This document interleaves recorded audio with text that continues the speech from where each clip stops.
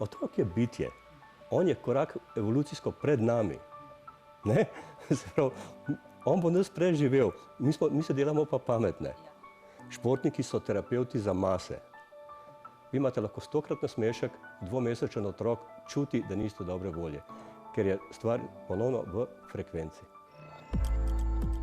Moj gost je Drago Šušnjara, zdravilec oziroma bioenergetik. Ne vem, kaj bi ti rekla, se bova tikala, ker sva se spoznala na enem izmed seminarjev, bova razložila kje, ampak Drago, kaj si ti, zdravilec ali bioterapeut ali bioenergetik? Osebno, najprej ti bi lepo pozdravil po dolgem času, osebno se imam za zdravilca, ker bioenergetiki smo vsi. Vsi ljudje? Vsa živa bitja, če tako vzamemo, večjem ali manjšem kvatu prenosa energije, ker prenos energije se dogaja med nami konstantno tudi že z frekvenco glasu. S pogledom, s dotikom, s tonusom roke in tako dalje. Se pravi, to smo bioenergetiki.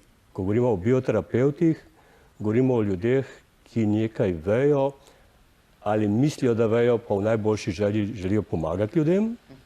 Ko govorimo pa o zdravilcih, govorimo pa načeloma o ljudeh, tukaj so živali in rastline izključene. To pa pomeni, da definitivno sodelujemo z uradno medicino, znanostjo in pa vemo, kaj delamo in vemo, kaj pričakujemo.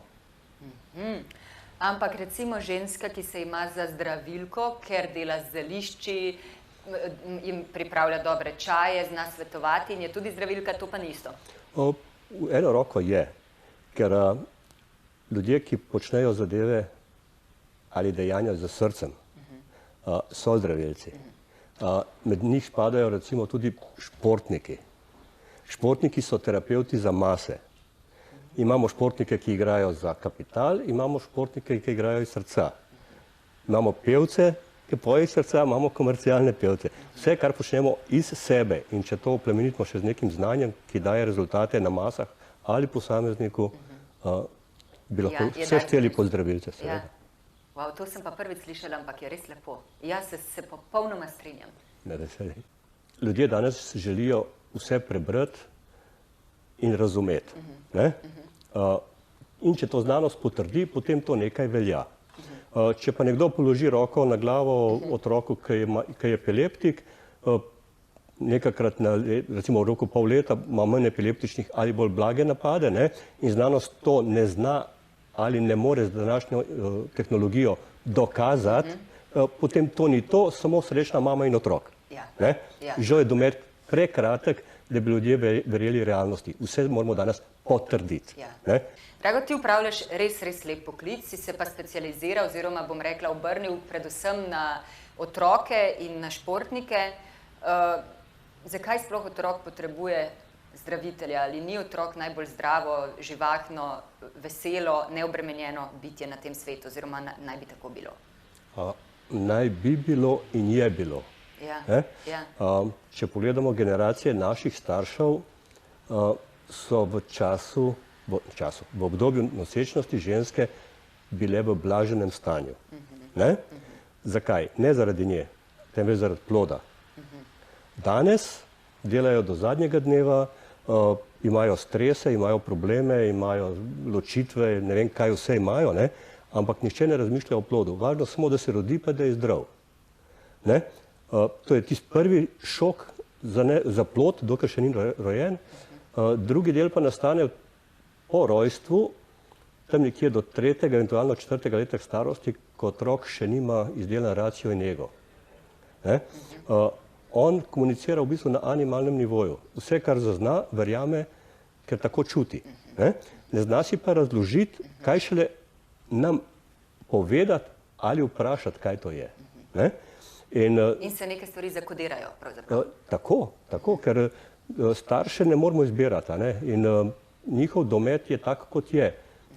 Večina staršev, to pač moram povedati iz prakse, je dala in daje svojemu otroku maksimum v svojem dometu psiholoških in ostalih zmožnosti. Ampak otroka ne morete prevarati. Vi imate lahko 100-krat nasmešek, 2-mesečen otrok čuti, da niste dobre volje, ker je stvar ponovno v frekvenci. tona pogleda, objema, božanja, vse frekvence. In tu se naredi največje dobro za otroka, ne v teh letih, največja dota za življenje ali pa ravno obratno? Ja, če se bolj opredeliva na slovensko mentaliteto, ne, večina mladih mam zdaj dela ravno obratno. Ne, posveča preveliko pozornost otroku v razlagi, v učenju, v negovanju in tako dalje. Otrok je bitje. On je korak evolucijsko pred nami. Ne? Se pravi, on bo nas preživel, mi se delamo pa pametne. Ja. Ne? In milijon knjig, ne? Kaj bi bilo treba v kakšnem trenutku? Tako, otrok rabi otroštvo. Otrok ne potrebuje znanost. Otrok ne rabi pri 3 letih govoriti 2 jezika. Otrok rabi otroštvo. Če je učenje jezikov skozi igro, super, ne pa da ga učimo. Ja. Veste, veš, tukaj je en velik problem, da starši otroke sprašujejo, kaj bi. Od tega, kaj bo jedel, do tega, kaj bo športal. Namesto, da bi mu dali skladno s svojimi zmožnosti primerno in hrano, in izobrazbo, in dodatne aktivnosti, kot je šport in ostalo. Ne ga postavljati na previsoke cilje, ker jih en dan bo razočaran, ker jih sam ne more doseči. No, saj veš, ko sem razmišljala, preden sem te klicala, sem razmišljala o tem, s kom bi lahko imela pogovor na to temo. Zdaj smo v tem čudnem času, v katerem bi te vprašala, kakšno je tvoje mnenje o tem času, ko slišim, da je žal porast samomorov med mladostniki. Med mladostniki, med starimi 15, 16, 18, 20 let, skratka, cvet mladosti, celo življenje pred tabo, vse bi moralo biti odprto, vsi ideali še na pol živi, recimo, bom rekla. Potem pa ta realnost, ki je statistično pravzaprav zdaj dokazljiva, ne? Kaj gre narobe? A je kakšen zametek tudi tega, kar si rekel? Absolutno. Ja. Absolutno je. Ker, pogledaj, dogodila se je realnost. Dogodila se je realnost. Zunaj so vsi nasmejani, lepo oblečeni, s krasnim torbicam in tako dalje, z novimi supergami, ne? V stanovanju si pa sam. In najtežje v življenju, če nimaš razčiščenih pojmov ali odnosov, je biti sam seboj. In ko se te mladi ljudje srečajo sami seboj, vidijo, koliko zlaganega življenja je že v matični družini, kaj šele med prijatelji in vrstniki, ker otroci so kruti, v tem smislu, da so direktni. In tam, kjer doma niso direktni, kjer se odkrito ne pogovarjajo, te najstniki kasneje ne zdržijo. Manjši otroci imajo druge probleme, imamo dermatitise in prebavne težave in bla bla, ne? Ampak ko gremo pa k neki najstniški dobi ali pa potem srednja ali pa fakultetna šola, je pa to toliko bolj intenzivno preko zavedanja realnosti. Pred kratkim sem slišal podatek, preko univerze imajo neko svetovanje psihološko, ne? 44% otrok, jaz jim vedno še pravimo otroci, ne? Ki hodijo v šolo, na fakultete, je poskušalo narediti samomor. Ali je imelo misel, da ga naredi. Čakaj, to je razlika. Misel ali pa poskus? Ja, ampak tukaj linija je izredno tanka noter. Veš, takrat, ko nekdo že pomisli, da bi naredil samomor, ga je v bistvu, v narekovajih, storil. Ker njemu manjka samo še pika na i, da ne obvlada svoj mental in pa čustev. Tukaj je linija izredno tanka. Spravi seme je posejano.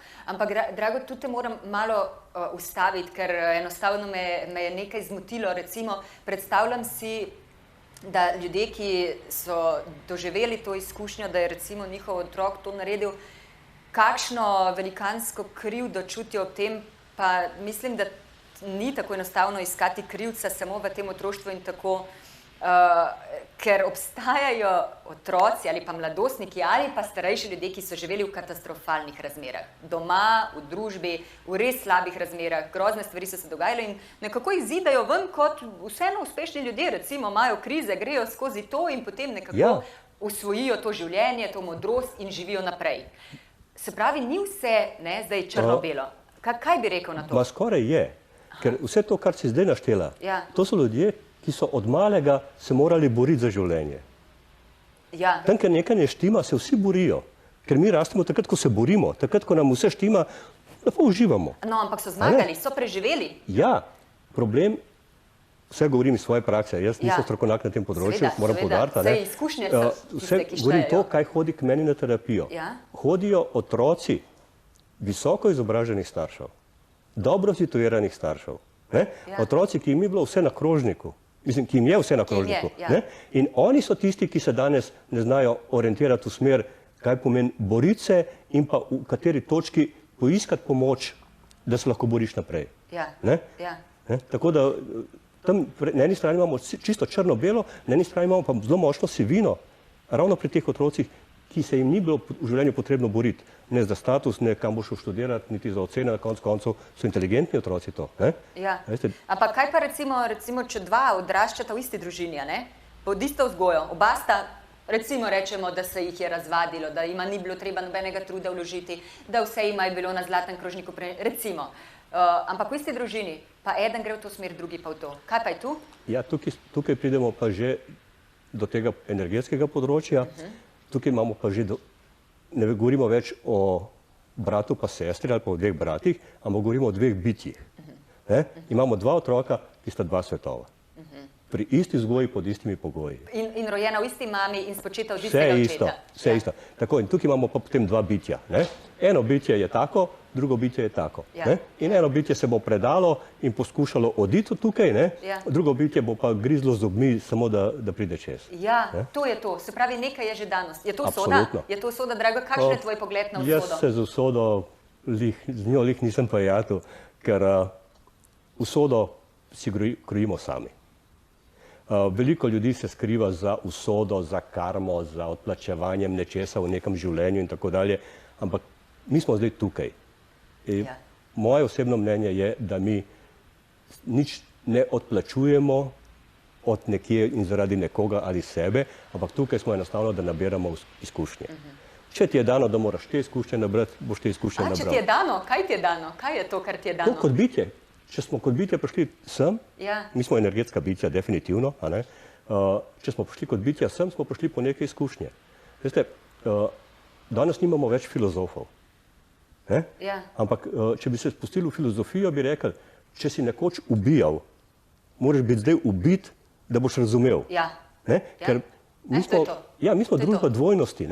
Mi ne vemo, kaj je dan, če ne poznamo noč. Ne vemo, kaj je sladko, če ne poznamo kislo, lepo, grdo, temno, svetlo in tako naprej. Jaz se spomnim, ko je... In rabimo izkušnje. Ti delaš že desetletja v krogu, pravzaprav v ekipi Zdenka Domančiča. Delal si ves čas, potem pa, zdaj si sicer seveda imaš svojo prakso, ampak še vedno sodeluješ v izobraževanjih z njima, ne? Recimo, spomnim se, da je Zdenko Domančič meni v enem intervjuju rekel, ti pri majhnem otroku, ki niti še shodi, ne? Imaš dva majhna otroka, ki niti še shodita, ne? In vidiš, tale otrok je, recimo, ko bo odrastel, bo, kaj ne rečem, miroljuben, recimo, tale ta drugi, ne, pa ne bo, ne? Mislim, da se on izrazil divji, ne? Nekaj takega. To se pravi, to je že v njem, ko se je rodil. Absolutno. Ko se je rodil. In na to ne vpliva vloga, mislim, vzgoja, niti okolje, niti... Ne. Veste, Taja, starši smo zato, da smo kaži pot. Starši nismo zato, da živimo otrokovo življenje. Ker to, da je on otrok, smo ga mi družbeno tako poimenovali. Ampak v bistvu to je malo bitje, to je mali človek. In ta mali človek, jaz bom letos star 60 let, moja vnukinja ima 3 leta. Ampak ona je pred mano. Ker med mano pa med njo je razlika samo v življenjski kilometraži. Ona bo neke druge izkušnje nabirala kot jaz. In zato se mi po eni strani smilijo starši, ki svoje otroke porivajo v isto smer, v kateri so oni uspešni. Namesto, da bi pogledali, kdo je on. Tako, kaj je njegovo. Išči pri otroku njegovo življenjsko kreativnost. Danes, nažalost, je standard stanovanje, avto, kapital, ne pa sreča. In tisti starši, ki iščejo otrokov, v čem je srečen, ga ne moti, če bo slikar, pa se s kolesom vozil v atelje. Ne pa v Porscheju v najvišjo stolpnico.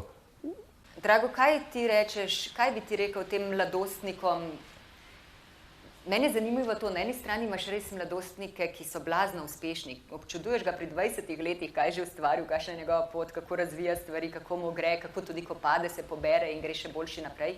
In na drugi strani, ki ne vejo, kaj bi, ni kot da je vse zaprto za njih, nima možnosti, nič mu ni dano. Kaj bi njim rekel? Kaj bi njim rekel? Ker si bil nekoč star 20 in najbrž vse možne občutke dal skozi sebe. Ja, jaz mojo mladost, ki ni bila lahka, ne bi zamenjal za neko lahko mladost, ker me je veliko naučila. Vsem bi samo eno položil na srce, naj se začnejo ukvarjati s tistim, kar jih iz srca veseli. In naj to povejo staršem, naj to povejo prijateljem, naj se pogovarjajo o tem. Problem današnje družbe je to, da se ne pogovarjamo, ampak tipkamo. Ne?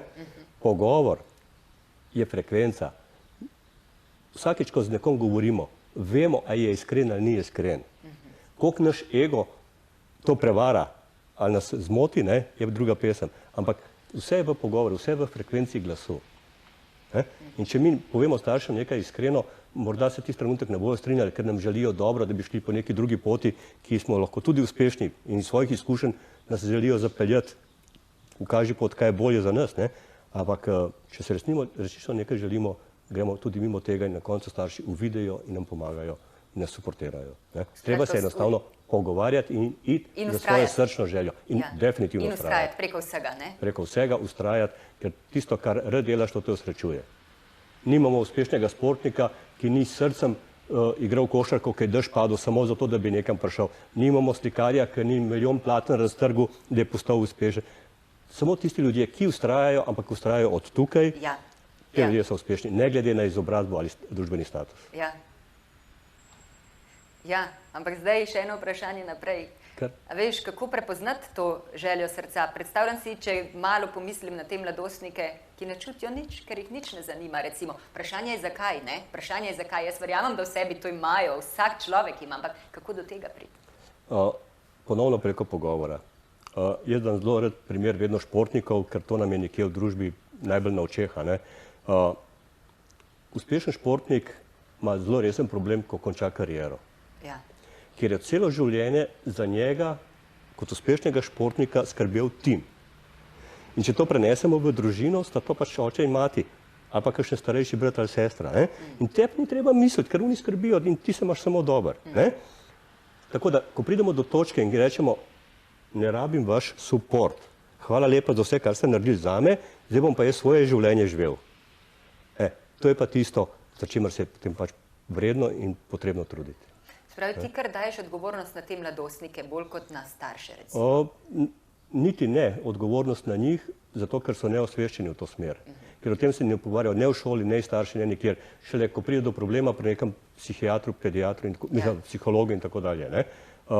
Žal je takrat zelo kritično že. V družbi, v kateri živimo, je tudi premalo teh strokovnjakov. Tako da mlade starše bi morali o tem osveščati. Z otrokom se pogovarjajte, ne pametujte, poslušajte ga. Bodite v teatru gledalec, ne bodite glavna vloga na tribuni gor. Tako da enostavno otroka je treba slišati. Ne tisto, kar reče mama, jaz bi to pa to, in potem mama ali oči mu pametuje o tem in tem. On je rekel, da bi rad to. Daj mu to, ne v tem uživa. V tistem, kaj mu ti vse zraven poveš, ne uživa. Bo užival, ko bo enkrat vprašal, kaj je to, ko bo več razumel, ko bo to imel. Ko ga bo zanimalo. Tako. Ja, ko ga bo zanimalo. Mislim, kaj pa, recimo, starši, a veš, to je, kje je kura jajce, ne? Ja, linija je zelo tenka tukaj. Ja, kaj lahko starši naredijo, ki so tudi sami, recimo, rahlo pač izgubljeni, mislim, kako naj vplivajo na mladostnika, da bo dobro, če oni niso dobro. Veš, pa še to bi te vprašala, a misliš, da je res ta epidemija to povzročila? Ni povzročila, ampak je razkrila. Kar je že bilo? Seveda. Marsikdo od teh najstnikov ne bi vedel v življenju, kaj je psihološka kriza, če se ne bi zgodila situacija, ki se nam je zgodila. Ker bi šel čez. Bi pa potem malo kasneje, čez 10-20 let, v drugem kriznem obdobju, v nekem drugem kriznem, mogoče zakonskem krogu in tako naprej, to spoznal in bi bilo še bolj boleče. Ker več izkušenj imamo, bolj boli. Tako da mislim, da je to samo bolj razkrito. To, kar si pa rekla glede staršev, je pa zadeva skoraj identičen odgovor ima kot najstniki. Ne? Bodite to, kar ste. Ja. Ne igrajte nekaj, kar niste. Ja. Ne? Ker starši pozabljajo, da so vzor in vzorec svojemu otroku. Ne moreš kaditi pa govoriti otroku, da to škodi.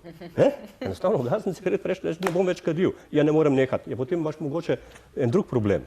A ne? Ampak če želiš, da otrok ne kadi, bodi vzor in vzorec. Ja, no se to je enostavno reči, ne? To je pa tudi res, ne? Ma je tudi enostavno narediti, če se spustiš na realna tla in si priznaš svoj osebni domet v vsem. Ja. Veste, jaz dobim človeka pod roke, moškega naprimer, Ja. dobi roko na srce in mi pol ure joka, da mu dam škatlo robcev. On ne joka, ampak solze tečejo iz njega. Zakaj? Zato, ker je bil energetsko tako slab, da se mentalno ali fizično nekje razbolel, dobi energetsko podporo in on svojih čustev, ki jih je skozi tlačil ali problemov, ne more več zadržati, ker je energetsko prešibek. Tako in gre vse iz njega ven. Drug dan pride nasmejan, hvaležen in tako dalje, ne? Ampak moral je da ven iz sebe. Pred ženo ga je sram, pred otroci se to ne dela, v službi se ne pokaže šibkosti, ne? Ja. Ampak nekje počeš, vsi imamo mi eno mejo psihološke ali fizične zmogljivosti telesa. Ne? Parametra za to nimamo. Ne vemo, kdaj bomo prestopili ta rob bolezni, take ali drugačne. Ne? In tukaj se potem vidi dejansko, koliko smo družba, ki prekriva sam sebi resnico. Ja. To je pa tisto, kar je v našem intervjuju rekel Viki Grošelj, ne? Gre v Himalajo, da se nahrani z čistostjo in resničnostjo. Ja, z veseljem ga poslušati, ker govori o realnosti. Ja. Ne? Ja. Ker samo realnost v življenju šteje. Ne? Resnica, ne? Resničnost. Zakaj večina Slovencev hodi rad na Mediteran ali pa so daleč na vzhod in tako dalje? Zato, ker so mi prav, da so revni, da so bogi, kako živijo. Ne, oni so srečni. Ne? In mi pridemo nekam, kjer lahko se smejemo, kjer se lahko oblačimo, kakor hočemo, ker nas noben ne pozna, Ja. kjer se sprostimo. Ne? Ampak ali si takrat priznamo, kje smo?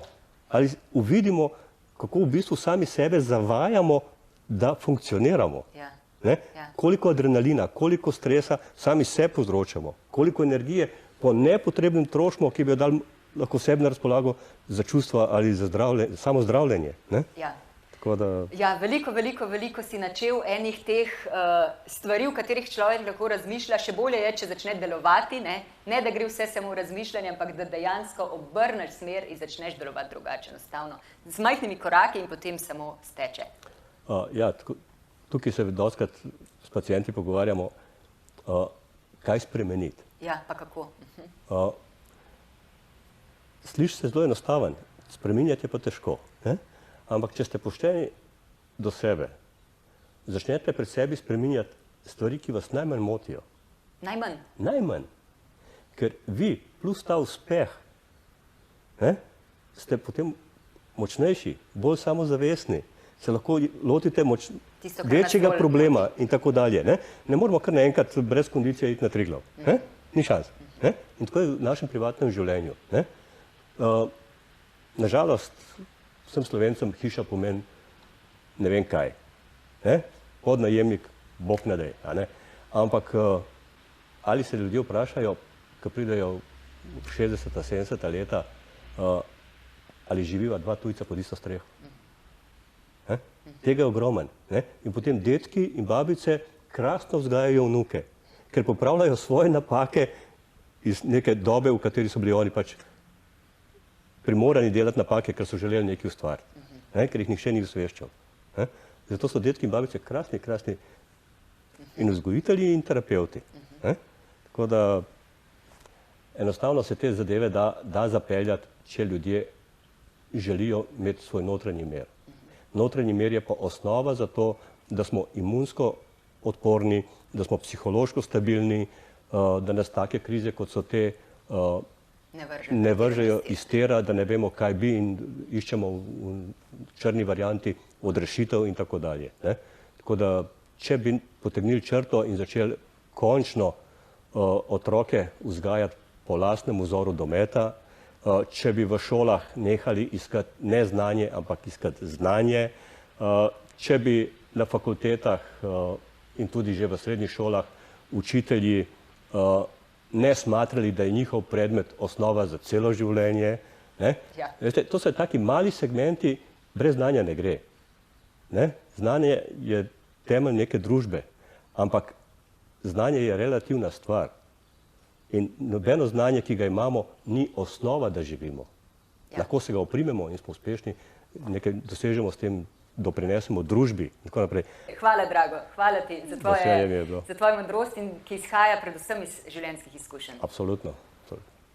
To je bil zdravilec Drago Šušnjara.